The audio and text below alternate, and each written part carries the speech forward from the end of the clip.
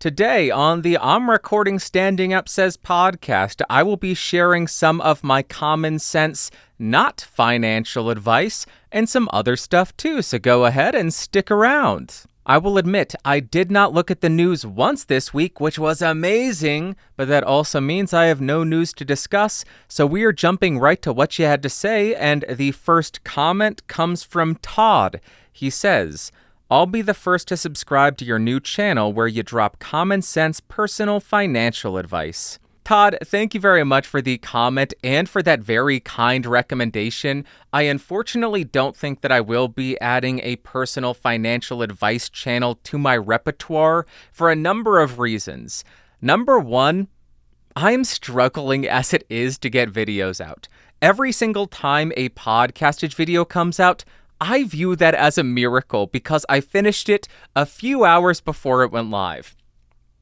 Every single time a podcast episode goes live, I view that as a miracle because I found time and I finished it an hour and a half before I published it.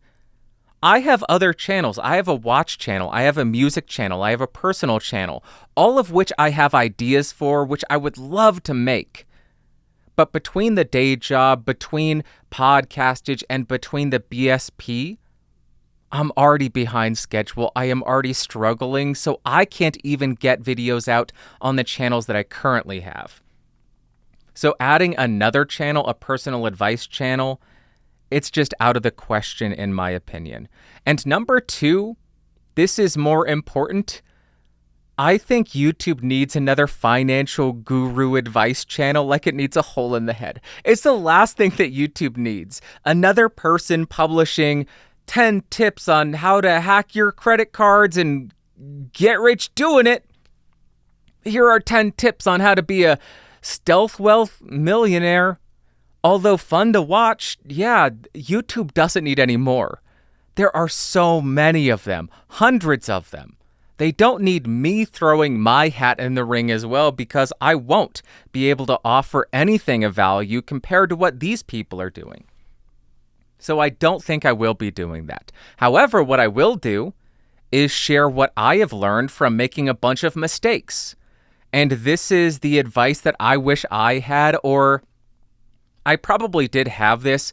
I wish this is the advice that I would have followed from the time I started earning money. Number one, do not spend money that you do not have. I already know I'll get a comment, oh, are you saying that if I can't afford my rent, I should live on the street? Are you saying if I don't have cash, I should starve to death? No, I'm not saying that.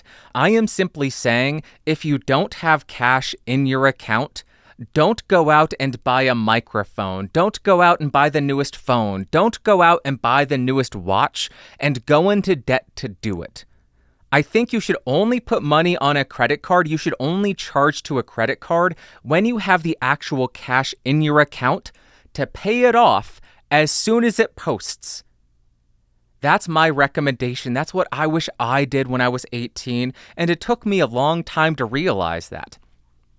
That money on the credit card, that is not free. Not only do you have to pay it back, you are paying a massive amount of interest. You are losing so much money doing it. I wish I knew that earlier. I did know it. I just didn't want to know it, so I ignored it. So if you use a credit card, make sure you have cash to pay it off as soon as it posts. If you don't have cash to pay off that purchase, stop, don't buy it, save up, wait. You will appreciate it so much more. Number two, this was an eye-opener for me. Denominate my purchases in hours required to purchase it. For ease of calculations, let's say you earn $10 an hour. If you want to go buy a $400 watch, would you be willing to work 40 hours to get that watch? If you're going to a $1,000 meal, do those even exist? I'm sure they do. Would you be willing to work 100 hours to pay for that meal? By doing this, I think it allows us to remove this denomination of purchases in this arbitrary currency, which really doesn't mean much. $100, what the hell does that mean? We don't know. But 100 hours We absolutely understand what that means. 100 hours at a job that we may hate, 400 hours at a job we may hate to go on a fancy vacation. Is that worth it? Are you going to be willing to make that trade? When you do that, you reassess every single purchase that you make because now you're thinking, do I want to spend 2 more weeks at that job and retire 2 weeks later so that I can go eat a fancy dinner with my friends? I doubt it. I bet you're going to say, you know what, I'm going to forgo a lot of stuff that I thought was essential or was fun or that whatever, YOLO, and I am just going to save my money because I don't want to work 2 more weeks. I don't want to retire 2 weeks later because I wanted that meal or I wanted that watch. I'll admit, I still need to get better at this because watches are still an addiction for me. Number 3, don't care what other people think of you. It seems as though there is this massive case of keeping up with the Joneses and FOMO going on in current society, especially because of social media. So we may see other people with the latest phone, with the latest tech, and we may think, well, in order to fit in, I need to get the latest tech. I need to get the latest phone. We may think, oh, all of our friends are going out to the bar. All of our friends are going on vacations, and they're posting about it. All of our friends are going out and hanging out. If we don't go with them, if we don't spend time with them, if we don't spend money with them, then we will be left out the next day at work. The next time we all hang out, I won't be a part of those stories. And because of that FOMO, because of that idea of keeping up with the Joneses, oftentimes we allow ourselves to make terrible financial decisions. We will go out to the bars when we don't have money to do it. We will go out to restaurants when we don't have money to do it, just so we can go out and spend time with friends who also likely don't have the money to go out and do it. So it is just a group of people that enable each other to make terrible financial decisions. And this idea of, I need to have what everybody else has. I need to have the same phone, the same computer, the same wristwatches, the same cars, the same clothes. No, you don't. You will find that nobody really cares what you're using in terms of tech, in terms of the clothes that you're wearing, in terms of the cars that you're driving. If they do, maybe find new people to hang out with because that's kind of crappy. So my recommendation would be, don't go out to the bar. Don't go out to the restaurant. Instead, you go home, you cook your meal at home, you eat at home. You may not have the crazy stories of everybody blacking out and fist-fighting bears or whatever, but you will be able to live a much more relaxed life because you won't have to worry about all the legalities and all the legal issues that come along with fist-fighting bears. Let me know what those legal issues are, anybody in Russia, because I hear that's a fun pastime there. I hope that wasn't offensive. You don't have to worry about that, but you also don't have to worry about that credit card payment that comes due because you're not charging to a credit card to go out and spend on stuff like meals, like drinks, like the latest and greatest tech, the fanciest clothes that you can't afford. You're not doing that. So you remove that unnecessary stressor. Number 4 kind of goes in line with that. Stop eating out. This doesn't just refer to going to fast food restaurants or sit-down restaurants. I am also talking about coffee shops. Yes, that means Starbucks. I walk by a Starbucks every single day. Every single time, there are about 15 cars. Each of those cars are probably spending, $5 to $10 each to get a cup of coffee? I stopped going to Starbucks in 2020. Now I spend about 30 to 50 cents on a cup of coffee. I will buy a pound of coffee, and I actually timed out how long it lasted me. It lasted me 2 full weeks. And that pound of coffee cost me $11, I think, after inflation kicked in. It used to be $9.99. Now it's $10.99. So $11 for 2 weeks of coffee. Then when you add in the half and half and the sweetener, it's about 30 to 50 cents for a cup of coffee. That is a heck of a lot better than $5 for a cup of coffee.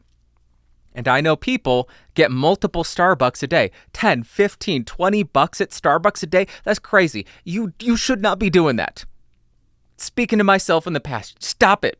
Make coffee at home. It's delicious. It tastes so much better, and you will have so much more money. Do not trade one addiction for another. Do not go out to fancy restaurants. Do not go to Taco Bell and Burger King and McDonald's and Domino's every single day because you're too lazy to make some food at home. How difficult is it to get some frozen chicken or some fresh chicken and throw it in the oven for 30 minutes and then get some vegetables and steam them or microwave them for 10 minutes? It's really not that hard, and you're not sitting there slaving over the stove all day. It's a very simple thing to do, and it saves you so much money. You'll spend $3 on a meal instead of 15 or 20.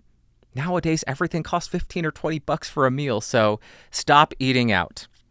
Number 5 is do not make impulse purchases. And this is something that I struggle with, something that I know a lot of people struggle with. My advice for avoiding this is when you see something that you think that you want, do not click buy now. Do not purchase it at that exact moment. Instead, make a physical note, write it in a note app on your phone, save it in a bookmarks folder, and walk away. And walk away for quite a while. Walk away for 30 days. Then when you come back after a month, reassess. Do I still want this? Did I think about this at all? Did I research it over the last month? Or did I write it down, bookmark it, and make a note, and then completely forget about it? In my experience, I found that the vast majority of stuff that I wrote down is stuff that I did not think about once after I wrote it down. It was just an impulse that I wanted to buy that at that exact moment. Once it passed, I didn't care. I didn't want it. I didn't think about it. I was fine without it. And because I used that approach, I saved that money. That is number 5. Number 6, this is great if you have impulse issues, if you just want to kill time by scrolling and looking for stuff.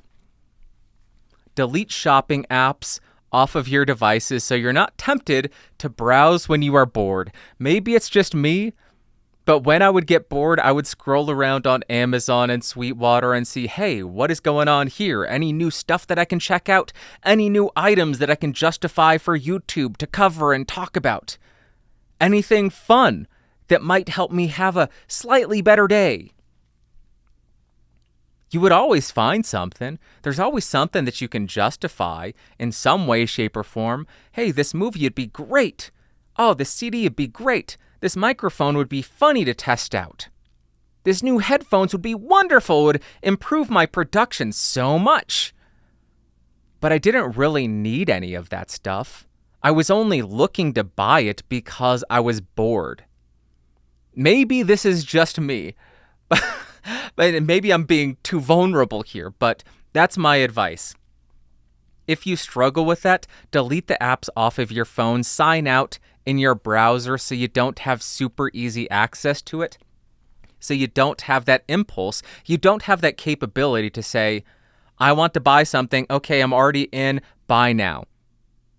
You're adding extra hurdles that you have to jump over if you do ultimately want to buy something, and for people like me, that can be very helpful.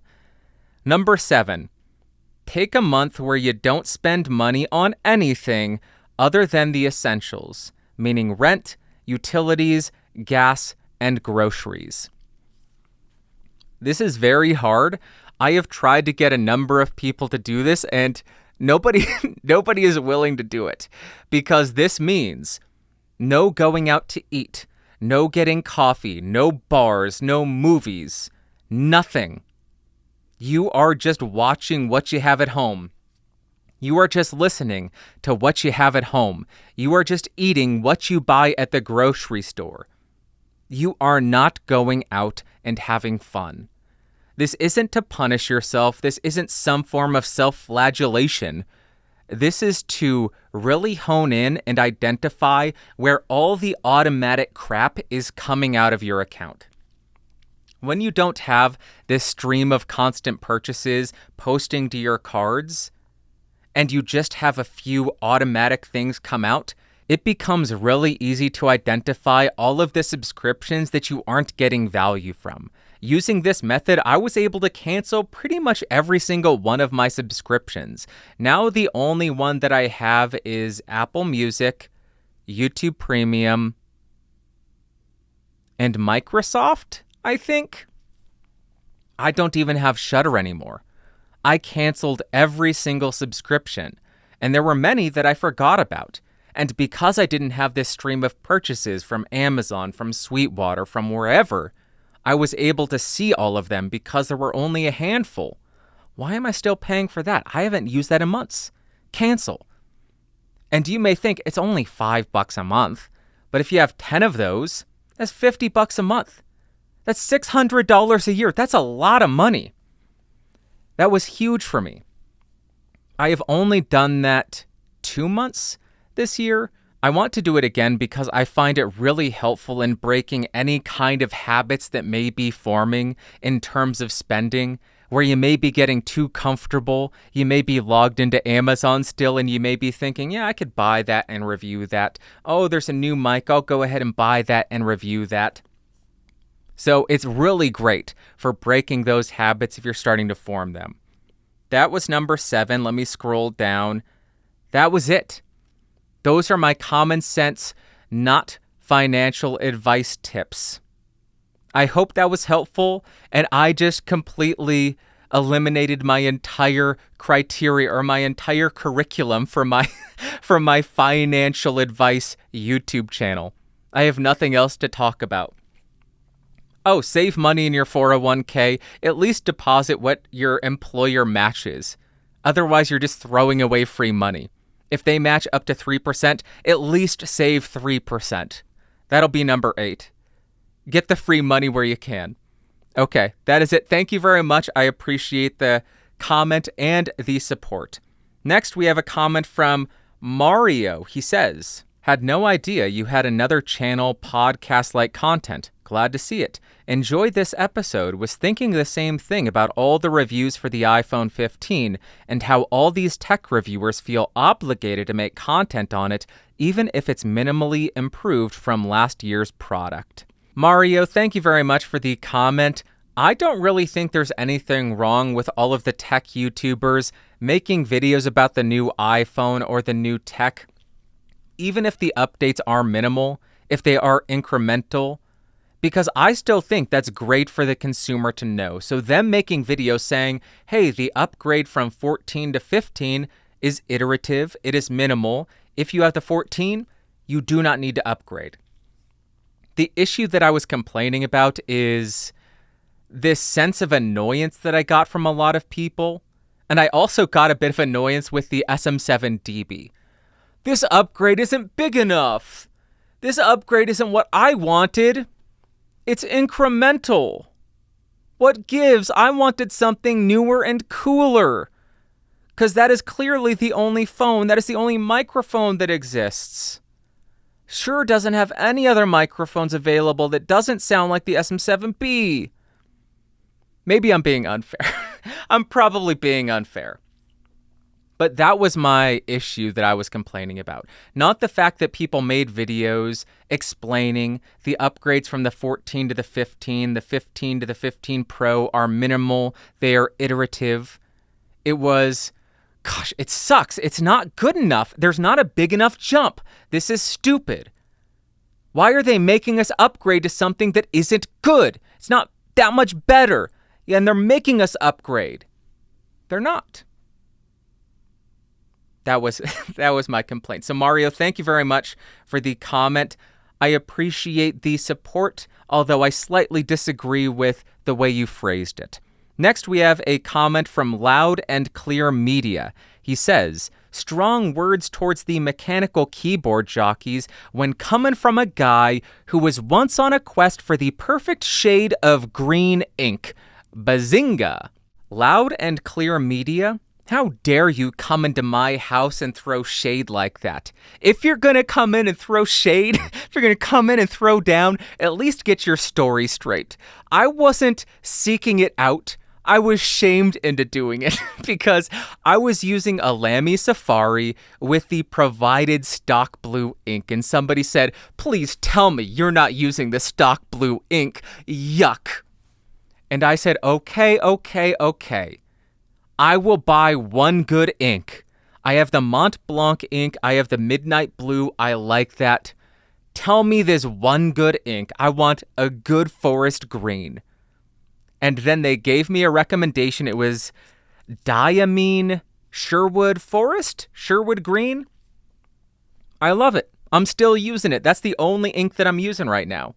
So it wasn't me like buying 15 different greens saying, oh, this shade of green just isn't right for me. I want a different shade. No, I got shamed into it. Don't use that blue. That blue stinks. Okay, fine. I want a green one. I don't want to spend a bunch of money trying them all. Give me one great recommendation for a forest green. And they delivered on a fantastic forest green. Get your story straight, Loud and Clear Media. Jeez Louise, coming in here and trying to start some beef. It's what's for dinner. Man, I would love a steak for dinner. That is it for what you had to say. Next, we're going to Super Thanks because this is now, for the time being, a value for value podcast. If you get value from this show, send value back in whatever way, shape, or form you see fit, whether it be time, talent, or treasure. I didn't steal that directly from No Agenda. Yes, I did.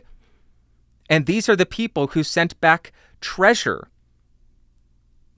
I'm reading all of this off of OneNote on my phone because, that's another subscription I canceled.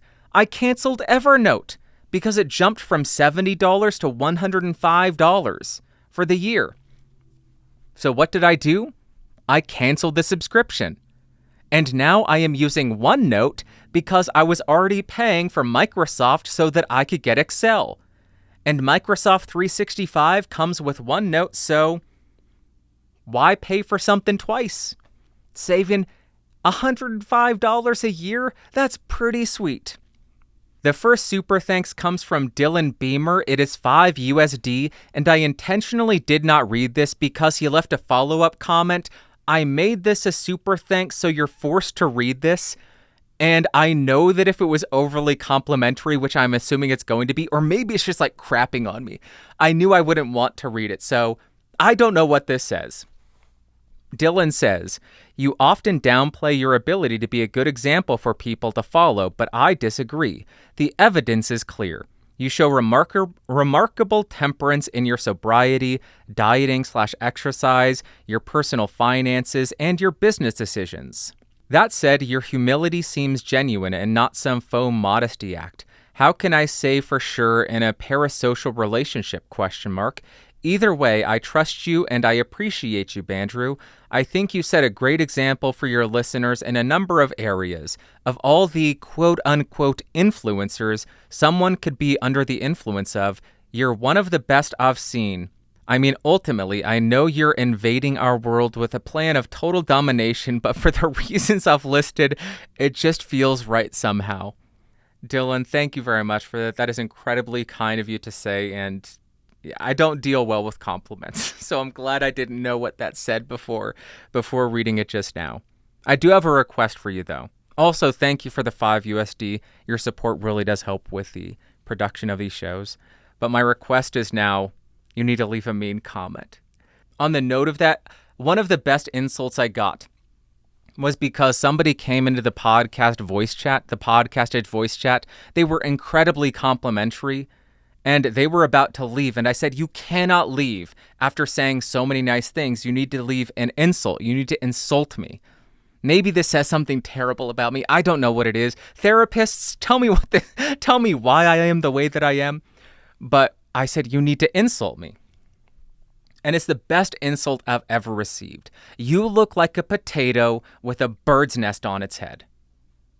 I don't know what the hell that means, but it was one of the most stunning things that I've ever been told. one of the most stunning insults I've ever received, and it was following somebody being very kind. And Dylan, you are incredibly kind for those words as well as the support. Thank you very much, and please insult me. This isn't like some kind of, please insult me, I need to be publicly shamed. No, it's just I don't deal well with compliments. Next, we have $5 from Jose Stein. He says, thank you for the podcast. I'm sending you some Kangoo dollars for your future iPhone 33. 33, that's the magic number. This is just proof that jingles work because whenever I hear 33 or see 33, that jingle plays in my head. 33, that's the magic number. Jose, thank you very much for the support. I will put this 5 Australian Kangoo dollars into a savings account for the iPhone 33, which, as we know, is the magic number. And finally, we have €5 from Rainer Richter. He says, Danke. Rainer, thank you very much for the support constantly of this show. It really does mean the world to me. Oh, we have another one. $4.99 USD from Top Tier Audio. They say, thanks, Bandrew. So appreciate you and what you do. Top Tier Audio, thank you for the support. I think this is your second super thanks. Really, truly do appreciate it, and it really does help continue to produce these videos and pay the podcast hosting bills, the website hosting bills, all of that stuff. So thank you very much, all of the supporters of this Value for Value podcast. This is the first time I said that. Value for Value. Pretty cool. Pretty cool. I'm happy with this. No ads on this show because of people like these. Thank you to all of them. Thank you to you. I was going to do Ask Bandrew, but it is super late already. It's super duper late. It's 3:33. 33. That's the magic. What are the odds of that? You just heard me go on a rant about 33, and it's 3:33. Get it? What? What in the world? Hang on. You can't see it, but it's legitimately 3:33 p.m. Now it's 3:34. Okay. I guess let's jump to the Ask Bandrew segment.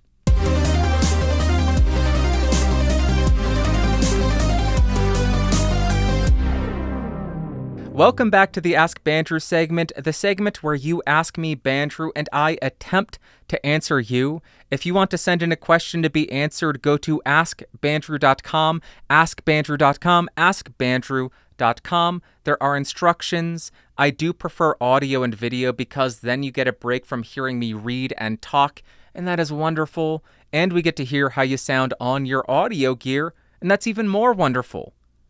Let's go ahead and jump to Fred with an audio submission. Take it away, Fred. Hi, Bandrew. Most of my microphones are very sensitive to desk rumble. However, when I bought the Lewitt MTP-350CM and mounted it, I was happy to experience it hardly picks up any desk rumble at all. Looking at the spec sheet, the Lewitt 350 clearly is an outlier. The frequency response starts at 90 Hz, which is unusually high, especially for a condenser microphone, which got me thinking. What exactly about a microphone determines on a physical level where the frequency response starts?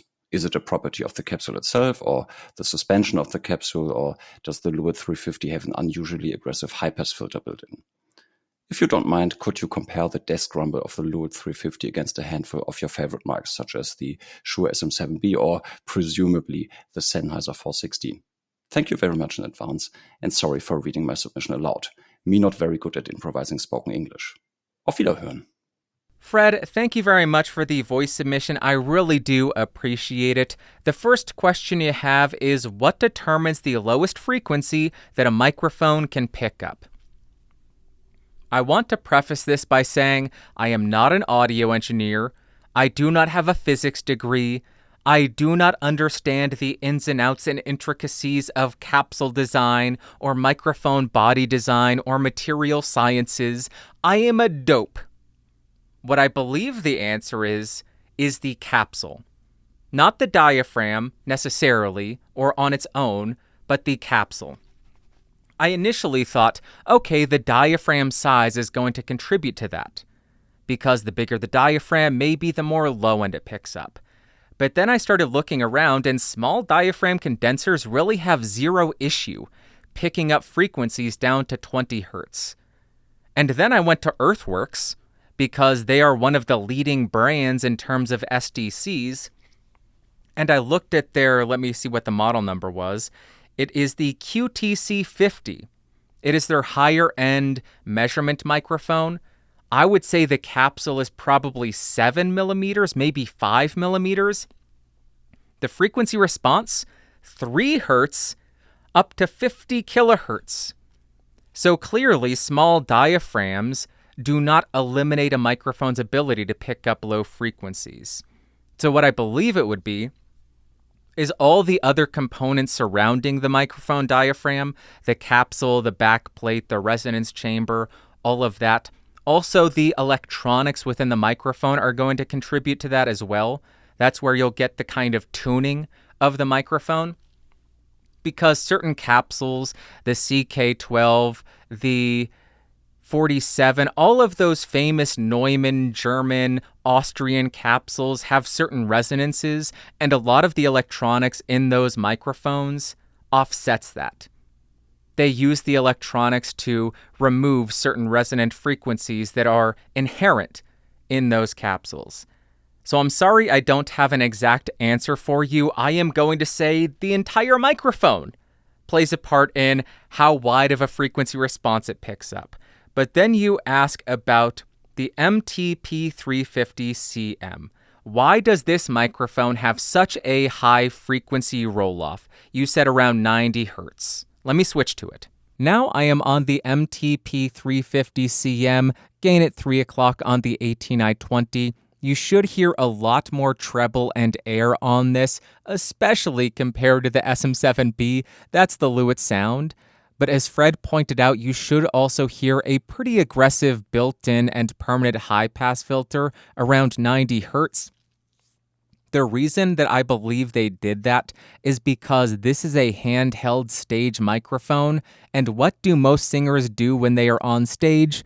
They put their mouth right on top of the grill, and this engages the proximity effect to the fullest. So that high-pass filter should be offsetting a lot of that proximity effect, at least in the bass frequencies, which would ultimately be rolled off anyway. And then you have that highly exaggerated top end, which should offset that proximity effect as well. Now, as far as how they accomplished that built-in high-pass filter, I can't say. Perhaps they have some kind of electronics that roll off starting around 90 hertz. Maybe they designed the capsule to have some kind of resonance which causes a phase cancellation below 90 hertz. I have no idea because that is above my pay grade. I am a dope. I can't even do basic physics. So that is my answer. That is my demonstration. But then you ask for a desk rumble test between the 350CM and some of my favorites, including the 7B. So I'm going to compare it to 3 other microphones. The 7B, you mentioned the 416 and the SEV7. So let's go ahead and see how each of them perform.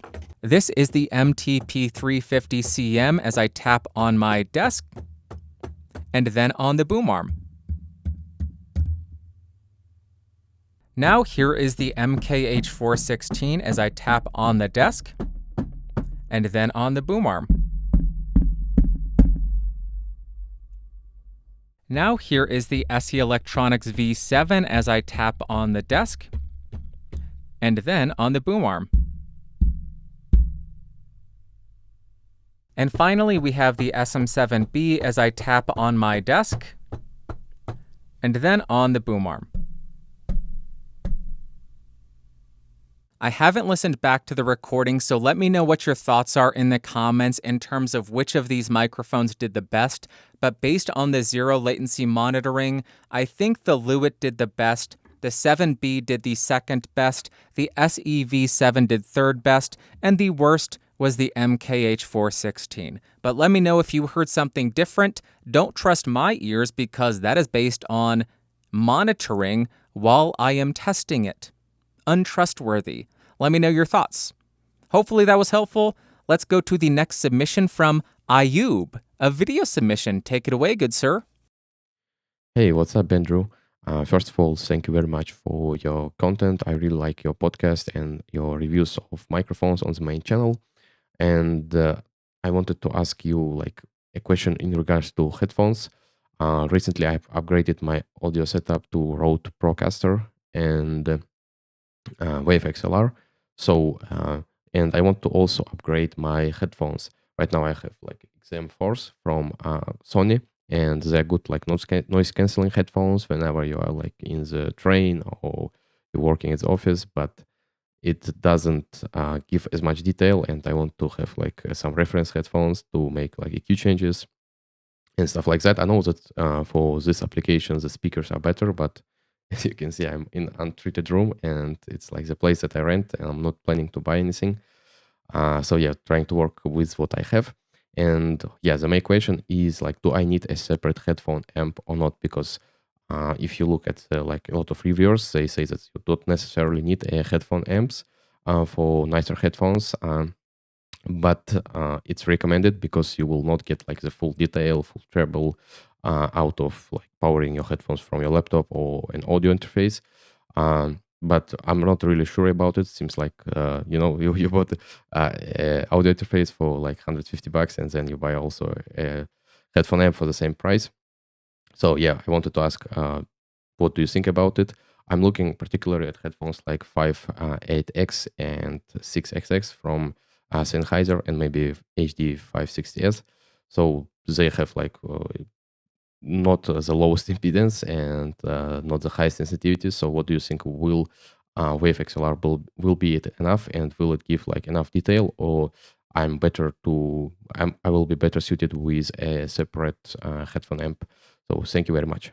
Ayub, thank you very much for the video submission. I really do appreciate it. Your question is, will the Wave XLR provide sufficient power to drive headphones like the Sennheiser 6XX, 5XX, or 560S? I want to start by saying, I don't have the golden ears that the headphone people have. I am not an expert on the audio playback side of things. I would recommend going and checking all of the headphone side of YouTube, DMS, Resolve Reviews, Headphone Show, Darko Audio, I think his name is. They are all fantastic. They have incredible ears. They will not lead you astray. But as far as the Wave XLR having sufficient power to drive something like the Sennheiser HD6XX, which is essentially the HD650 if I'm not mistaken, I had zero issues driving my 650s to a more than reasonable listening level. But when I checked Julian's video, because I trust Julian very much and I had not listened to this or used this interface in years, he said, it's not going to be powerful enough to drive headphones with an impedance of 300 ohms. You should stick with headphones around 150 or 32. You should not use it with 300 ohm headphones because you won't be able to get it loud enough. But when I was using it, I was able to get it to a more than reasonable listening level. Although maybe I just have baby beta ears, which is why I like 650s, which are softer sounding. They aren't very detailed. They aren't incredibly bright. And I am also hyper conscious about how loud I listen to stuff because I don't want to damage my hearing because I'm terrified of that. So I listen at slightly lower volumes, but I was able to get it to a level where I found it painful. But I would trust Julian. He says no, it won't be able to drive HD 650s because the impedance of those is 300 ohms. So the answer is no. I will link Julian's video and you can take it up with him. Julian, why are you saying this? Back it up. Go talk to him. He's much brighter than me. Finally, we have an audio submission from Edward. Take it away, Edward. Hello, Bandrew. This is Edward. I took a break from watching your podcast for a few months, and all of a sudden I'm hearing that you actually ran low on submissions. That's genuinely surprising. Anyhow, I had this question that's a little more unconventional for the past few months on my mind that I just didn't get the courage to submit. So, you see, us audiophiles are always taking so many steps in our recordings, from our microphone choice to our sound treatment to our microphone technique and our post-processing, all that stuff, to give our listeners the best possible listening experience. But what if that wasn't our goal? I want to challenge you to use your knowledge of audio to make the worst sounding recording you can. I'm realizing now that, you could just replay my audio submission and that'd be a pretty good roast, but please don't do that. I hope it's not that bad. Regardless, I look forward to hearing what you come up with. Keep up the great work, Bandrew. Thank you very much for the audio submission. I really do appreciate it. You want bad audio? I want to oblige, and I want to make you suffer. In order to make you suffer the greatest, I am using a ridiculous chain. So I have the U87 running into the LA610. But what am I doing? U87 is 1.5 feet away from me. I am speaking into the top of it. I am on the omnidirectional polar pattern. On the LA610, I have plus 8 dB, plus 8 dB in the treble high shelf, plus 8 dB at 70 hertz, peak reduction 100%, gain on the compression setting 100%. So you are probably hearing all of the hiss, all of the noise. I bet we can make it sound even worse if I got right on top of it. This way we can compress some kind of clipping. I bet this just sounds incredible. I won't do any kind of post-processing, but I will have to attenuate this, I imagine, quite a bit, because now I'm actually clipping the A to D converter as well. So this is just got to be the worst sounding audio ever, but you asked for it. And this is me just trying to get it to sound bad. This is not doing any kind of plugins. This is just terrible technique at every stage. Wrong side of the microphone, wrong polar pattern, so you're getting a lot of room tone. Improper gain staging. Basic B, EQ, crank up the treble, crank up the bass. Worst compression all the way. And clipping the A to D converter. There you go. Hopefully that meets your desires for terrible sounding audio, and I hope you suffered as much as I did, knowing that I was misusing this gear so badly. Thank you for the question. Let's jump to... Do we have one more? One more. Yes. No, that was it. Headphone update. I did mention a couple episodes back, maybe 10, that I would be using the Rode NTH100s, and I would report back when the headphones broke. When I was sitting down at my desk to record the Lewitt tests, the headphones just snapped right at the joint. So they lasted maybe 6 months of regular use, and then they broke in the exact same way that everybody says that theirs broke. So it broke right at the plastic joint where the headphones lock, so they don't slide up and down and the sizing remains consistent. Just snapped on the rear of the headphones. So 6 months of use, and not overly abusive to them, just regular day-to-day wear and tear. That is it. Headphone update done. No more. There's nothing more. Thank you so much for watching. Thank you so much for listening. Thank you for coming by. I am sorry this episode came out late on Sunday or maybe early Monday.